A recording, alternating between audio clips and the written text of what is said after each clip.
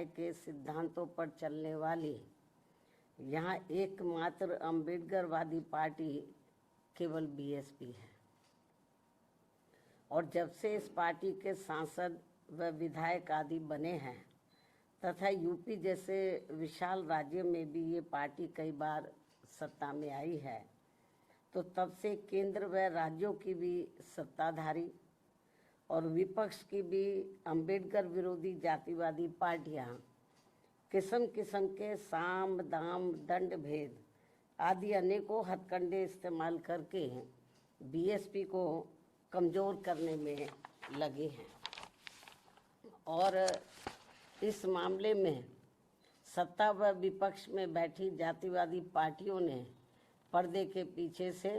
विशेषकर दलित एवं अन्य उपेक्षित वर्गों में से कुछ अवसरवादी व स्वार्थी किस्म के लोगों को मैनेज करके तथा उनके जरिए अभी तक जो भी अनेकों संगठन व पार्टियां आदि बनवाई हैं, तो उन्हें फिर ये पार्टियां अपने फायदे के हिसाब से सक्रिय करके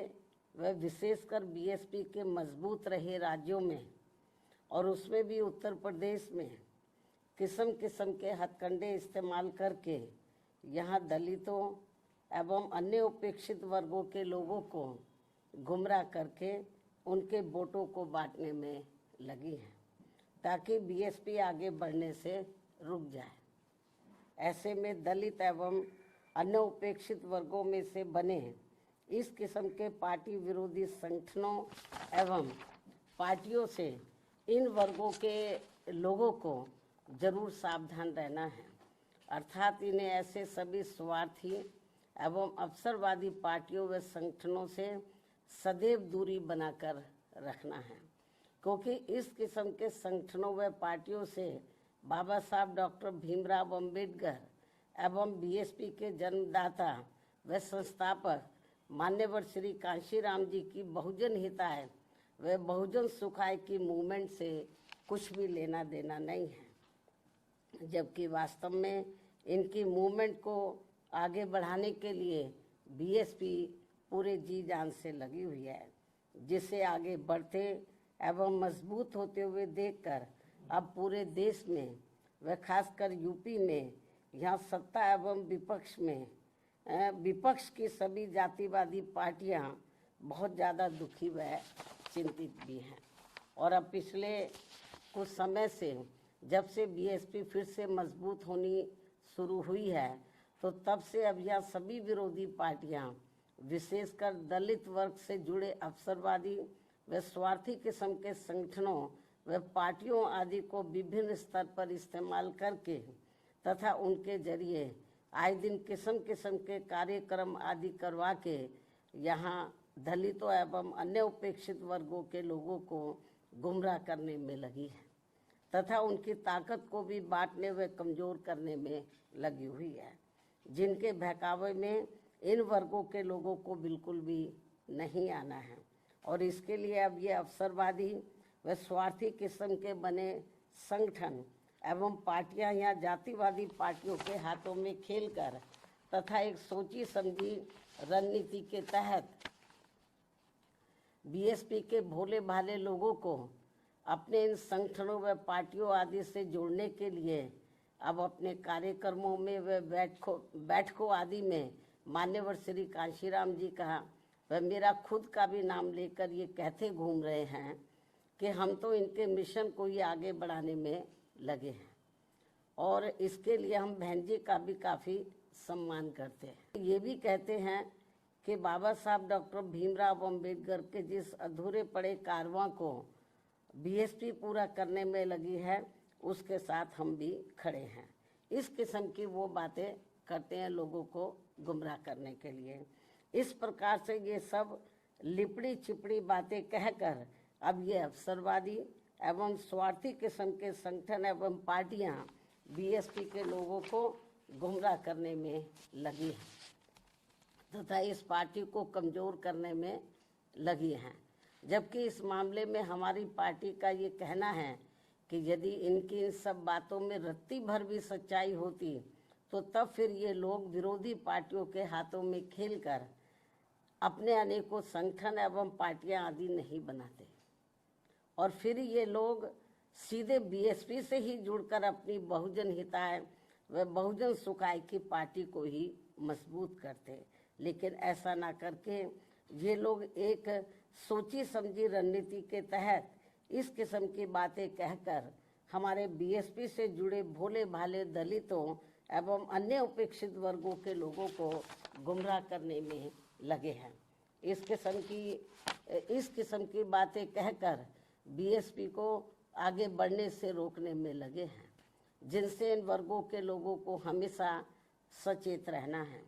ताकि यहाँ जातिवादी पार्टियाँ इनके जरिए बीएसपी को कमज़ोर व ख़त्म करने के अपने इस मकसद में कामयाब ना हो सके। इतना ही नहीं बल्कि अब ये विरोधी पार्टियां इनसे अनेकों और भी हथकंडे इस्तेमाल करवा सकती हैं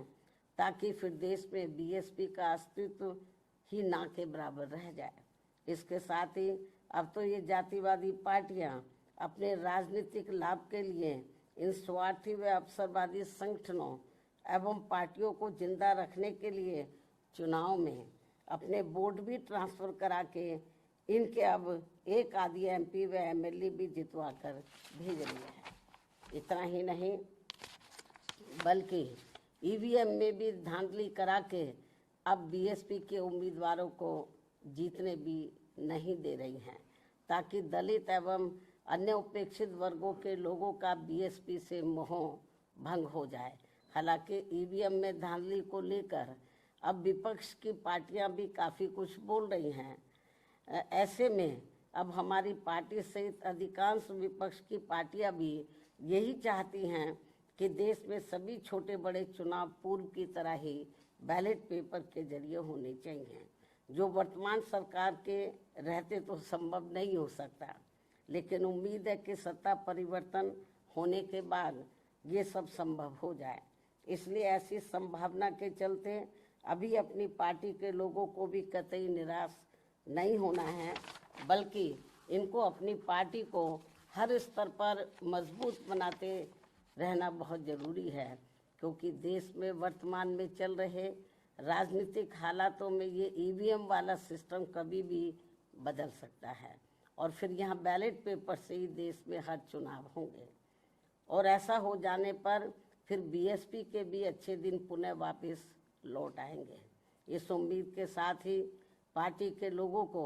यहाँ जातिवादी पार्टियों के इशारों पर बने ऐसे सभी अवसरवादी एवं स्वार्थी किस्म के संगठनों एवं पार्टियों आदि के हथकंडों से सावधानी बरतते रहना बहुत ज़रूरी है। इसके साथ ही पार्टी के लोगों को अपनी एकमात्र हितैषी पार्टी बीएसपी के जनाधार को बढ़ाने की तरफ भी इन्हें विशेष ध्यान देना है ताकि फिर अपनी ये पार्टी खासकर यूपी में पुनः पूर्ण बहुमत के आधार पर सत्ता में आसीन हो सके, जो ये सर्वजन के हित में होना यहाँ बहुत ज़रूरी है। इसलिए कांग्रेस, बीजेपी व सपा आदि इन पार्टियों के सहारे व इशारे पर चलकर दलित एवं अन्य उपेक्षित वर्गों की एकता व इनकी एकमात्र हितैषी एवं अम्बेडकरवादी पार्टी बीएसपी को कमज़ोर करने वाले ऐसे सभी अवसरवादी व स्वार्थी संगठनों एवं पार्टियों के नेता चाहे अपने निजी स्वार्थ में सांसद, विधायक व मंत्री आदि क्यों ना बन जाएं, तो भी इससे इन वर्गों के लोगों का कुछ भला होने वाला नहीं है। इसके अलावा यहाँ मैं ये भी कहना चाहूँगी कि पिछले कुछ समय से हमें ये देखने के लिए मिल रहा है कि देश की राजनीति में एक दूसरे के विरुद्ध द्वेष, विद्वेष, संकीर्णता व मुकदमेबाजी आदि की नकारात्मकता इस हद तक बढ़ गई है कि आए दिन नेताओं के बीच किसी न किसी विषय को लेकर होने वाली असभ्य एवं अभद्र आचरण से जनता काफ़ी हैरान व दुखी भी है कि अतः वर्तमान में चल रहे ऐसे हालातों में इन लोगों से सही जन व देश हित भला फिर कैसे संभव हो सकता है, जबकि वास्तव में देश में ऐसा फैला विषैला माहौल सीधे तौर पर यहाँ के विकास व आत्मनिर्भरता के प्रयास को बाधित कर रहा है तथा देश के धनासेठों की संपत्ति अब ज़्यादातर विदेशी निवेश में जाने लगी है, जिससे यहाँ की अपार गरीबी, बेरोजगारी, अशिक्षा व पिछड़ापन आदि की ज्वलंत समस्याएं और भी ज़्यादा गंभीर होती जा रही हैं। और इस बीच भारतीय अर्थव्यवस्था में अस्थिरता की मिल रही खबरें भी अति चिंतनीय हैं। देश के जीडीपी ग्रोथ में गरीब बहुजनों की उचित भागीदारी न होना अर्थात देश के विकास में सर्व समाज का हित निहित नहीं होना, ये वास्तविक कारण है जो सबके विकास को अपेक्षित संतोष नहीं दे पा रहा है। इसलिए सबका विकास होना जरूरी है। साथ ही देश के गरीबी एवं बेरोजगारी मुक्त बहुअपेक्षित विकास यानी कि सुखी संपन्न लोगों के विकसित भारत के निर्माण में केंद्र की बहुजन हितैषी नीतियों के साथ साथ राज्यों के गुड गवर्नेंस की भी भरपूर भूमिका न होना, ये भी सोचने की बात है। जबकि यूपी जैसे बड़े राज्यों को भी सबके विकास का दायित्व निभाना अत्यंत आवश्यक है। इतना ही नहीं बल्कि वर्षों से अपने देश की सीमाएं भी पूरे तौर से सुरक्षित नहीं होने के कारण यहाँ समय समय पर आतंकवादी वारदातें भी आए दिन घटित होती रहती हैं। अभी हाल ही में पहलगाम की हुई ताज़ा घटना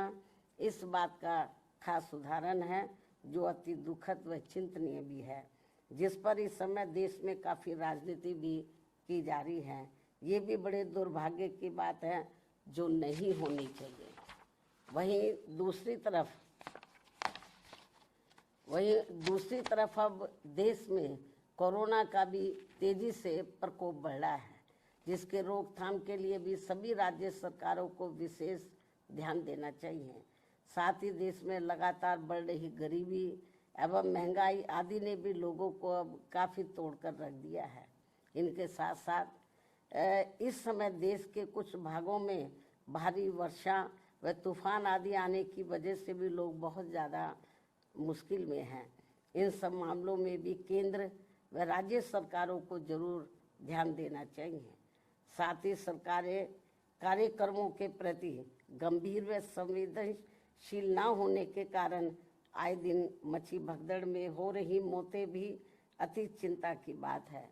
इस ओर भी सरकारों को जरूर ध्यान देना चाहिए। अब मैं अपनी बात यहीं समाप्त करती हूँ। धन्यवाद। जय भीम व जय भारत।